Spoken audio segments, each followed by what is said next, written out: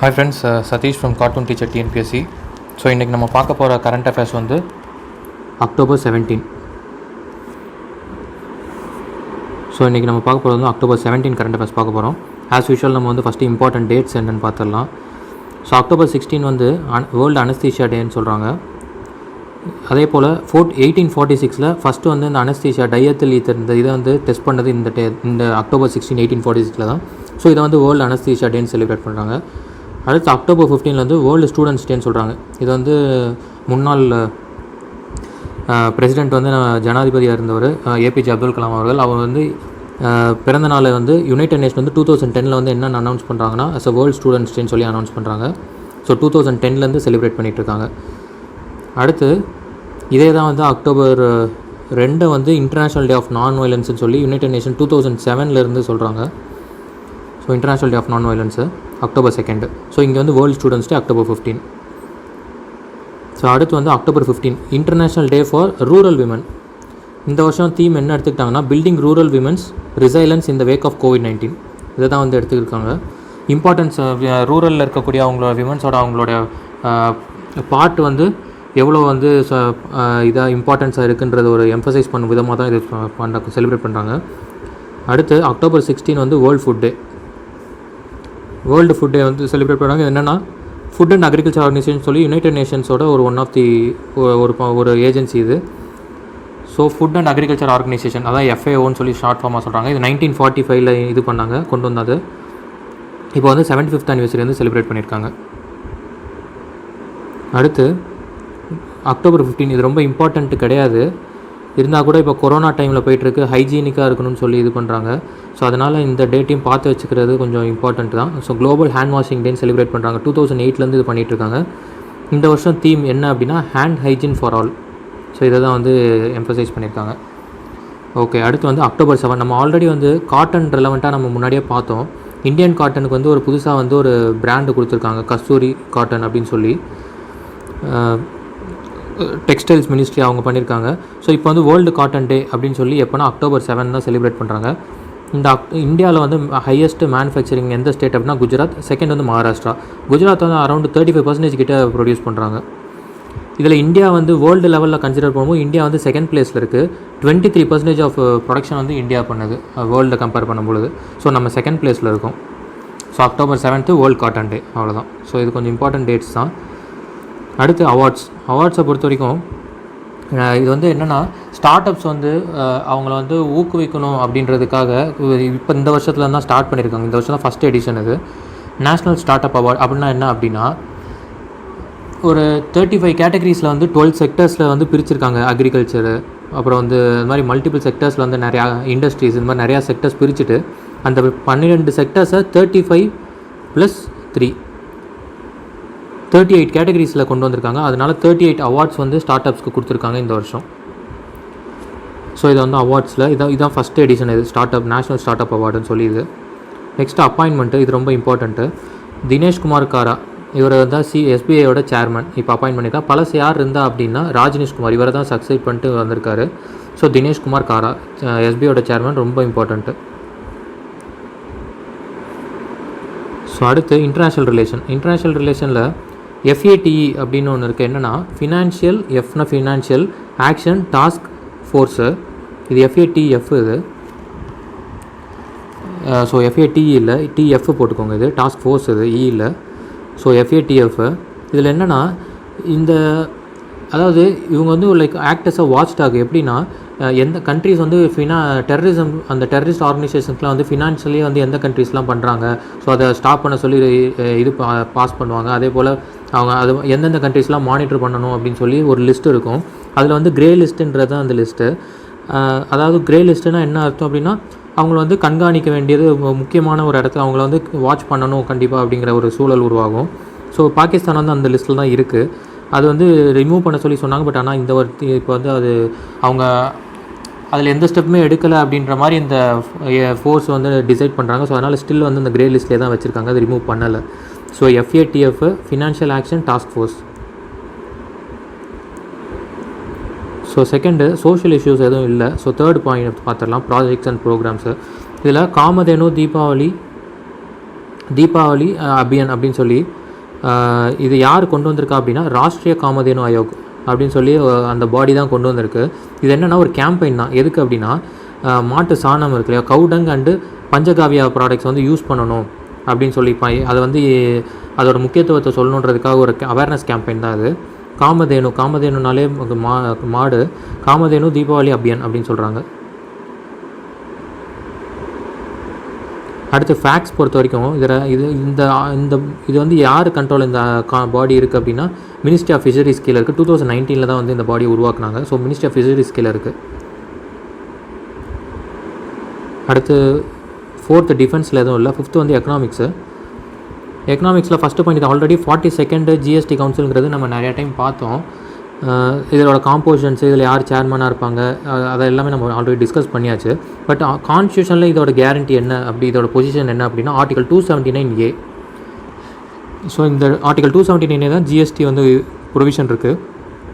நம்ம ஆல்ரெடி பார்த்த அந்த மெம்பர்ஸ் இருக்காங்க இல்லையா, அந்த ஜிஎஸ்டி கவுன்சிலில் இருக்கக்கூடிய மெம்பர்ஸில் 75% வந்து ஒரு ரெசல்யூஷனுக்கு பாஸ் பண்ணால் மட்டும்தான் அது வந்து நடைமுறைக்கு வரும். ஸோ அதனால் 75% மெஜாரிட்டி அந்த பாடிக்குள்ள மெம்பர்ஸ் வந்து கொடுக்கணும் எந்த ரெசல்யூஷன் வந்து பாஸ் பண்ணுறதுனாலும். அதே போல் கான்ஸ்டியூஷனல் அமெண்ட்மெண்ட் ஆக்ட்னு சொல்லி நம்ம பாலிட்டியில் ஆல்ரெடி நம்ம ஒரு பாலிட்டி சீரீஸ் படிச்சுட்ருக்கோம். ஸோ அதில் பார்த்தோம். அதில் என்னென்னா அதில் வந்து சிம்பிள் மெஜாரிட்டி, ஸ்பெஷல் மெஜாரிட்டி, அடுத்து ஸ்பெஷல் மெஜாரிட்டி வித் ஸ்டேட்டோட பெர்மிஷன் சொல்லி ஒரு கேட்டகரி பார்த்தோம். இந்த கேட்டகரியில் மொத்தம் நம்ம 7 பார்த்துருப்போம். இந்த 7ல் வந்து இந்த ஜிஎஸ்டி அமெண்ட்மெண்ட் பண்ணுறதும் வந்து பார்த்திங்கன்னா அந்த லிஸ்ட்டில் புதுசாக ஆட் பண்ணியிருக்காங்க. 5th பாயிண்ட்டாக வந்து அதில் ஆட் பண்ணியிருக்காங்க. ஸோ இப்போ மொத்தம் 8 ப்ரொவிஷன்ஸ் அதில் இருக்குது மொத்தம். ஸோ அதனால் இந்த 5th பாயிண்ட்டாக வந்து இந்த ஜிஎஸ்டி அமெண்ட் பண்ணுறதும் அந்த அந்த ப்ரொவிஷன் மூலிமா தான் வரணும், அந்த அமெண்ட்மெண்ட்டு தான் எடுத்து வரணும் அப்படின்னு சொல்லி சொல்கிறாங்க. நம்ம அது ரொம்ப டீட்டெயில்டாக நம்ம ஆல்ரெடி பாலிட்டி சீரீஸில் பார்த்துருக்கோம். அமெண்ட்மெண்ட்ஸ் ஆஃப் த கான்ஸ்டியூஷன் சொல்லி ஆர்டிகல் 368 20 வந்து பார்ட் 20 வந்து இருக்குது. ஸோ அது பாலிட்டி சீரீஸில் பாருங்கள். அடுத்து வந்து checkbook.com அப்படின்னு சொல்லி chqbook.com checkbook.com இது என்னென்னா ஃபஸ்ட்டு ஃபினான்ஷியல் கண்ட்ரோல் சென்டர்ஸ்ன்னு சொல்கிறாங்க. மொபைல் பிளாட்ஃபார்ம் தான். எதுக்குன்னா ஸ்மால் பிஸ்னஸ் சிறு தொழில் பண்ணுறவங்கலாம் வந்து அவங்களுக்கு வந்து அந்த டிரான்சாக்ஷன்ஸ்லாம் வந்து இன்னும் ஃபாஸ்ட் பண்ணணும், அவங்களுக்கு வந்து இன்னும் ஈஸியாக பண்ணி கொடுக்கணும் அப்படின்றதுக்காக அவங்களுக்கு ஒரு ஆக்சசிபிலிட்டி ஈஸி பண்ணணுன்றதுக்காக கொண்டு வந்த கான்செப்ட் தான் அது. மொபைல் பிளாட்ஃபார்ம் தான் அது. Mobile platform first financial control centre அப்படின்னு சொல்லி இது இந்தியாஸ் ஃபஸ்ட்டு ஃபினான்ஷியல் கண்ட்ரோல் சென்டராக இது எஸ்டாப்ளிஷ் ஆகிருக்கு அப்படின்னு சொல்லி சொல்கிறாங்க. ஸோ அடுத்து என்விரான்மெண்ட் ஆஸ்பெக்டில் பார்த்தோம் அப்படின்னா இந்தியா PV Edge 2020. இந்த PVனா என்னென்னா ஃபோட்டோ வோல்டாய்க்கு. இது வந்து ஒரு சமிட் நடந்திருக்கு. இந்த ஃபோட்டோ வோல்டாய்க் மேனுஃபேக்சரிங் செக்டர்ஸ் வந்து இந்தியாவில் வந்து எஸ்டாப்ளிஷ் பண்ணுறதுக்கான ஒரு கான்ஃபரன்ஸ் தான். அது ஒரு குளோபல் சமிட்டு. இது என்ன நித்தி ஆயோக் அண்டு யார் கண்டக்ட் பண்ணா அப்படின்னா NITI Aayog and ministry of renewal energy இவங்க தான் சேர்ந்து நடத்தின சமிட் இது. ஃபோட்டோ வோல்டாய்க் வந்து எஸ்டாப்ளிஷ் பண்ண சொல்கிறாங்க. சோலார் பேனல்ஸில் வந்து ஃபோட்டோ வோல்டாய்க் செல்ஸ் தான் யூஸ் பண்ணுறாங்க. ஸோ அதனால் அந்த மேனுஃபேக்சரிங் செக்டரை இன்க்ரீஸ் பண்ணுறதுக்காக கொண்டு வராங்க. அதே போல் இன்னொன்று வந்து நம்ம சோஷியோ ரிலீஜியஸ் ரீஃபார்மில் ராமகிருஷ்ணா மூமெண்ட் அப்படின்னு சொல்லி ராமகிருஷ்ணா மிஷன் சொல்லி ஒன்று படிச்சிருப்போம். சுவாமி விவேகானந்தர் ஆரம்பித்தது. அதே போல் அவங்க ரெலவெண்ட்டாகவும் ஒரு கொஸ்டின் இருக்குது. அதாவது ஃபோட்டோ வோல்டாய்க்கு இதை வந்து எங்கன்னா சுந்தர்பன்ஸில் வந்து இந்த ராமகிருஷ்ணா மிஷன் வந்து செட்டப் பண்ணி கொடுத்துருக்காங்க அந்த இடத்துக்கு. ஸோ இந்த PVனா ஃபோட்டோ வோல்டாய்க் அங்கே அவங்க செட்டப் பண்ணி கொடுத்துருக்காங்க அந்த மிஷன். அந்த ராமகிருஷ்ணா மிஷன் வந்து அவங்க பண்ணி கொடுத்துருக்காங்க சுந்தர்பன்ஸில். ஸோ இந்த ஃபோட்டோ வோல்டாய்க் பார்த்தனால அது ரெலவெண்ட் ஃபேக்ட் நம்ம மாடர்ன் இந்தியாலையுமே இருக்குது. ஸோ அதை தெரிஞ்சுக்கோங்க. அடுத்து வந்து ரொம்ப இம்பார்ட்டண்ட்டானது இந்த செகண்ட் ஒன்று என்ன அப்படின்னா இந்த ஸ்டாக்ஹோம் கன்வென்ஷன் சொல்லி 2001 பண்ணுறாங்க. இதில் என்ன சொல்கிறாங்கன்னா பெர்சிஸ்டன்ட் ஆர்கானிக் பொல்யூட்டன்ட் அதாவது இதை ஷார்ட் ஃபார்மாக POPன்னு சொல்லுவாங்க, பெர்சிஸ்டன்ட் ஆர்கானிக் பொல்யூட்டன்ட்டு. இதை வந்து இதோட யூசேஜை வந்து கம்மி பண்ணணும் அப்படின்னு சொல்லி சொல்கிறாங்க. ஸோ அதனால் அதை பேஸ் பண்ணி யூனியன் கவர்மெண்ட் என்ன பண்ணியிருக்கு 7 கெமிக்கல்ஸ் வந்து யூசேஜ் வந்து தடை பண்ணுறாங்க. ஸோ இது என்ன ஆகும் அப்படின்னா இது வந்து also called as forever chemical அப்படின்னு சொல்கிறாங்க. இந்த பெர்சிஸ்டன்ட் ஆர்கானிக் கெமிக்கலை வந்து பொல்யூட்டண்ட்டை ஃபாரெவர் கெமிக்கல் அப்படின்னு சொல்கிறாங்க. அப்படின்னா என்ன அர்த்தம் அப்படின்னா அது வந்து அவ்வளோ சீக்கிரத்தில் வந்து டீகம்போஸ் ஆகாது, டீக்ரேட் ஆகாது.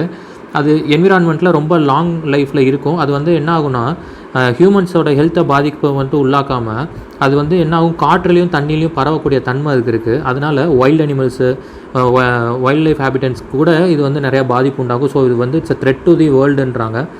ஸோ அதனால் இவங்களோட கன்வென்ஷன்ஸ் பண்ணி மொத்தம் 12 இருக்குது. அதில் வந்து இப்போ 7 வந்து இவங்க வந்து அக்செப்ட் பண்ணியிருக்காங்க இது வந்து யூசேஜை நிப்பாட்டுறதுக்கு. அவ்வளோதான். ஸோ அடுத்து 8th வந்து ரேங்க்கை பொறுத்த வரைக்கும் என்னென்னா ஹெல்த் ஸ்பெண்டிங் இண்டெக்ஸ். அதாவது ஒரு கண்ட்ரி ஹெல்த்துக்காக எவ்வளோ வந்து அவங்க ஸ்பெண்ட் பண்ணுறாங்க, இதுதான் வந்து இதை பேஸ் பண்ணி தான் ரேங்க் போட்டிருக்காங்க. அதாவது இந்தியா வந்து less than 4% தான் வந்து ஸ்பெண்ட் பண்ணுறதா வந்து இந்த ரிப்போர்ட்டில் இருக்குது. ஆனால் அவங்க வந்து சொல்கிறது எவ்வளோ அப்படின்னா 15% தான் அவங்க ரெக்கமெண்ட் பண்ணுறது 15% பட்ஜெட்டில் 15% ஹெல்த்துக்காக இருக்கணும் அப்படிங்கிறாங்க. இதை சொல்கிறது இந்த ஸ்டடி எடுத்து ரிசல்ட் அந்த அனௌன்ஸ் பண்ணது ஏன்னா அந்த ஆக்ஸ்ஃபேம் இவங்க தான் பண்ணியிருக்காங்க. இதில் இந்தியாவோட பிளேஸ் என்ன அப்படின்னா 155. ஸோ நம்ம less than 4% பட்ஜெட் தான் அலோகேட் பண்ணுறோம் ஃபார் ஹெல்த்துக்கு. அடுத்து பாலிட்டியில் 9th topic polity. Disturbed area amendment act அப்படின்னு சொல்லி பாஸ் ஆகிருக்கு. அது பிரசிடென்ட் வந்து அசென்ட் கொடுத்துருக்காங்க. ஸோ இது என்ன அப்படின்னா டிஸ்டர்ப்டு ஏரியா ஆக்ட் அப்படின்னாலே என்னென்னா it prohibit transfer of assets that is immovable property in disturbed area. அதாவது ரொம்ப வந்து சென்சிட்டிவான இடம், அதாவது கம்யூனல் ரைட் வரக்கூடிய இடமா இருக்கலாம், இல்லைனா வந்து ஆன்டி சோஷியல் எலிமெண்ட்ஸ் இருக்கிற இடமா இருக்கலாம். அந்த இடத்துல வந்து லா அண்ட் ஆர்டர் இஷ்யூ வரும், அதாவது த்ரெட் இருக்குது அந்த இடத்துல அப்படின்னு சொல்லி அப்படி டிஸ்ட்ரிக்ட் கலெக்டர் வந்து நினைக்கிறாங்க அப்படின்னா அந்த இடத்த வந்து டிஸ்டர்ப்டு ஏரியான்னு சொல்லலாம்னு சொல்லி அமெண்ட்மெண்ட்டில் அவங்களுக்கு வந்து கொஞ்சம் அடிஷ்னல் பவர்ஸ் கொடுக்குறாங்க டிஸ்ட்ரிக்ட் கலெக்டர்ஸ்க்கு. ஸோ அந்த அமெண்ட்மெண்ட் தான் போயிட்டு வந்திருக்கு. இது வந்து எங்கே பாஸ் பண்ணியிருக்காங்கன்னா குஜராத்தில் பாஸ் பண்ண பில்லு, இது ஸ்டேட் அசம்பிளியில் பாஸ் பண்ண பில்லு பிரசிடென்ட் கிட்ட அசென்ட் ஆகிருக்கு இப்போது. ஸோ இந்த ஆக்ட் எங்கே வந்து இன்ட்ரடியூஸ் பண்ணியிருக்காங்கன்னு சொல்லி கேட்கலாம். குஜராத்தில் பண்ணியிருக்காங்க. ஸோ அடுத்து இன்னொன்று வந்து முக்கியமானது ஒன்று, நவ்ராக் ஸ்டேஷன் சொல்லி யூபியில் இருக்குது. இந்த ஸ்டேஷன் ரயில்வே ஸ்டேஷனை வந்து சித்தார்த் நகர் ரயில்வே ஸ்டேஷன் சொல்லி மாற்றுறாங்க நேம் சேஞ்சு.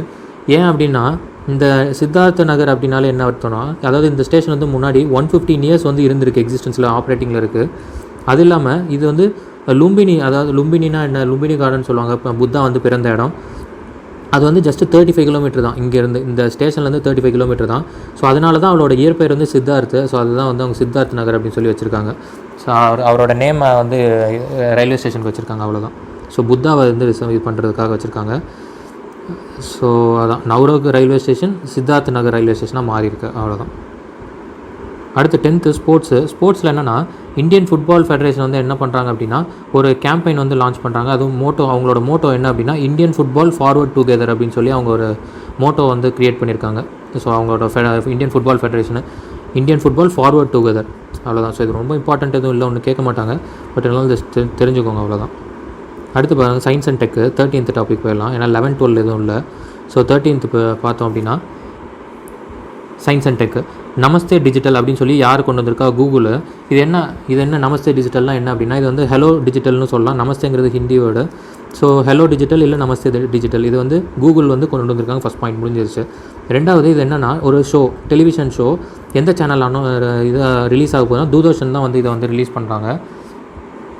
என்ன அப்படின்னா இம்பார்ட்டன்ஸ் ஆஃப் த டிஜிட்டைசேஷன், பிஸ்னஸில் வந்து எவ்வளோ வந்து டிஜிட்டலைசேஷன் வந்து யூஸ் ஆகுது, மணி ட்ரான்ஸ்ஃபராக இருக்கட்டும், இல்லை அவங்களுடைய ப்ராடக்ட் வந்து சேல் பண்ணுறது ஆஸ்பெக்டில் இருக்கட்டும். ஸோ மெயினாக அவங்க டார்கெட் பண்ணி ஸ்மால் செக்டர்ஸ் வந்து அவங்களோட ப்ராடக்டாக அவங்களோட சேல் பர்சன்டேஜ் இன்க்ரீஸ் பண்ணணுன்ற விதமாக ஒரு அவேர்னஸ் கொண்டு வரணுன்ற விதமாக அதை கொண்டு வந்திருக்காங்க. இனிஷியேட்டிவ் எடுத்திருக்கிறது யார் அப்படின்னா கூகுள்.